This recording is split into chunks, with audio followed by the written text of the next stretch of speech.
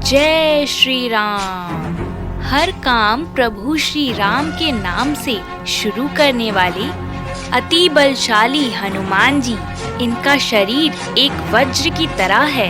ये पवन पुत्र के रूप में जाने जाते हैं। भगवान शिव जी के सभी अवतारों में से सबसे बलवान और बुद्धिमान माने जाते हैं हनुमान जी। लेकिन क्या हुआ जब हनुमान जी और किष्किंधा नरेश बाली के बीच महायुद्ध शुरू हुआ।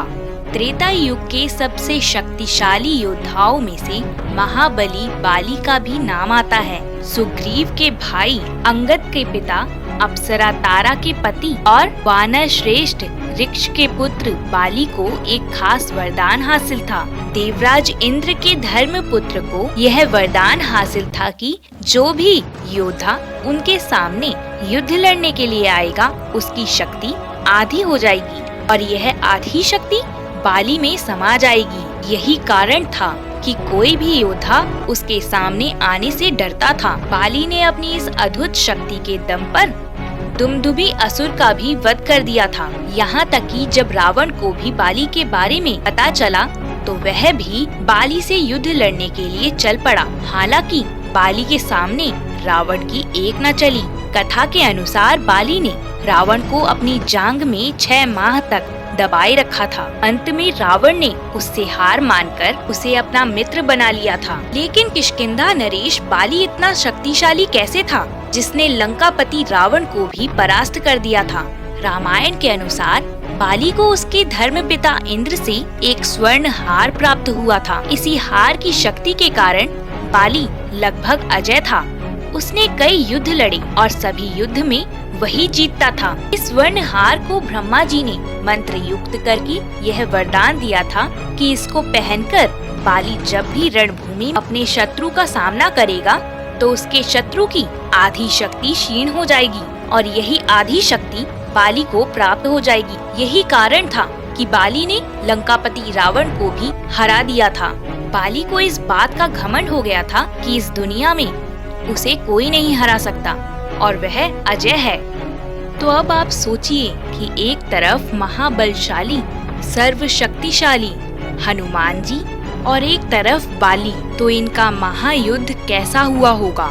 क्या कोई है जो भगवान श्री राम भक्त हनुमान जी को परास्त कर सकता है? आइए आज उसी पौराणिक कथा को सुनते हैं।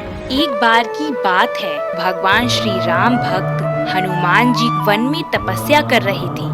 उसी दिन बाली भी अपने घमंड में चूर सभी को धमका रहा था। पूरे वन में चिल्ला चिल्ला कर सभी को यह बताना चाह रहा था कि उससे शक्तिशाली इस दुनिया में कोई नहीं है, कोई नहीं है जो उसको हरा सके। और इसी घमंड में वह जंगल के सभी पशुओं को परेशान कर रहा था और अपनी शक्ति को दिखाने के लिए वन के पेड़ों को हिला हिला कर और तोड़ कर दिखा रहा था। अपने घमंड में चूर बाली उसी जगह पर पहुंचा जहां हनुमान जी तपस्या कर रहे थे और हनुमान जी की तपस्या में विघ्न डालने लगा। हनुमान जी ने पहले तो ध्यान नहीं दिया, लेकिन बाली रुकने का नाम ही नहीं ले रहा था। वह लगातार जोर जोर से यह भी कह रहा था कि उससे शक्तिशाली कोई नहीं है और उसे कोई नहीं हरा सकता। इस पर हनुमान जी ने अपनी तपस्या को रोककर बाली को कहा, वानर राज, आप अति बलशाली हैं, आपको कोई नहीं हरा सकता, लेकिन आप इस तरह चिल्ला क्यों रहे हैं? यह सुनकर बाली चिढ़ गया और उसने हनुमान जी को चुनौती देते हुए कहा, तुम मूर्ख हो, तुम जिसकी भक्ति कर रहे हो मैं उसे भी हरा सकता हूँ। हनुमान जी वैसे तो नर्म स्वभाव के हैं, उनको कोई कुछ भी कहे वह हर बात हंसी में टाल देते हैं, लेकिन उनके प्रभु श्री राम जी के बारे में कोई बुरा कहे वह उन्हें बर्दाश्त नहीं है। ऐसा ही उस दिन हुआ। ऐसा सुनकर हनुमान जी को क्रोध आ गया और उन्होंने बाली की दी गई चुनौती को स्वीकार कर लिया और यह तय हुआ कि अगले दिन दोनों के बीच दंगल होगा। हनुमान जी अगले दिन दंगल के लिए जा रहे थे, तभी ब्रह्मा जी उनके सामने प्रकट हुए। ब्रह्मा जी ने हनुमान जी को बहुत समझाने की कोशिश की कि वह इस लड़ाई को ना करें, लेकिन हनुमान जी कहाँ रुकने वाले थे। वह अपने प्रभु श्री राम जी की भक्ति की शक्ति को दिखाना चाहते थे। हनुमान जी ने कहा, कि बाली ने उनके प्रभु श्री राम जी को चुनौती दी है। ऐसे में उसे जवाब नहीं देना उचित नहीं होगा। इस पर ब्रह्मा जी ने हनुमान जी से कहा कि वह जाकर बाली से लड़ सकते हैं, लेकिन बेहतर होगा कि वह अपनी शक्ति का 10वां हिस्सा ही लेकर युद्ध के लिए जाएं। ब्रह्मा जी ने कहा, हनुमान जी अपनी शेष शक्ति अपने आराध्य के चरण में समर्पित कर दें और दंगल के बाद लौटकर यह शक्ति फिर हासिल कर लें। ऐसा सुनकर हनुमान जी मान गए और अपनी कुल शक्ति का 10वां हिस्सा लेकर ही बाली से युद्ध करने चले गए। वरदान के अनुसार दंगल के मैदान में हनुमान जी जैसे ही बाली के सामने आए, उनकी शक्ति का आधा हिस्सा बाली के शरीर में आ गया। यानी कि हनुमान जी अपनी शक्ति का 10% भाग लेकर आए थे, उसमें से 5% बाली के शरीर में आ गया। इसके बाद बाली के शरीर में हलचल पैदा होने लगी। बाली को अपने शरीर में अपार शक्ति का एहसास होने लगा। थोड़ी ही देर में उसे ऐसा लगने लगा कि मानो जल्द ही उसके शरीर की सारी नसें फट जाएंगी। उसी दौरान ब्रह्मा जी एक बार फिर प्रकट हुए और उन्होंने बाली से कहा, बाली, अगर तुम खुद को जिंदा देखना चाहते हो तो हनुमान जी से दूर भागना शुरू कर दो।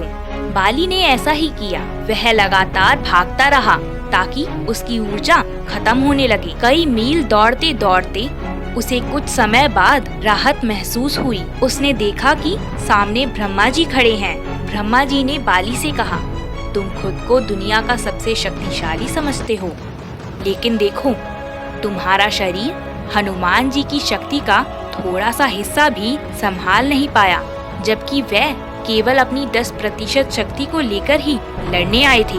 अब सोचो, यदि वह संपूर्ण शक्ति से आते तो तुम्हारा क्या होता। तब बाली को ये बात समझ आ गई और उसने अपनी गलती का एहसास किया और उसके बाद हनुमान जी के सामने हाथ जोड़कर क्षमा मांगी और पूछा कि हनुमान जी, आप इतने शक्तिशाली होकर भी बिल्कुल घमंड नहीं करते हो, बल्कि अपने प्रभु श्री राम जी की भक्ति में लगे रहते हो, और मैं मूर्ख थोड़ी सी शक्ति में ही दुनिया को जीतने चला था। आज आपकी वजह से मेरी आंखें खुल गई हैं। तब हनुमान जी ने कहा, बाली, ये सब मेरे प्रभु श्री राम का दिया हुआ है। उनकी भक्ति से ही मुझ में ये शक्ति है। अब बोलो मेरे साथ, जय श्री राम।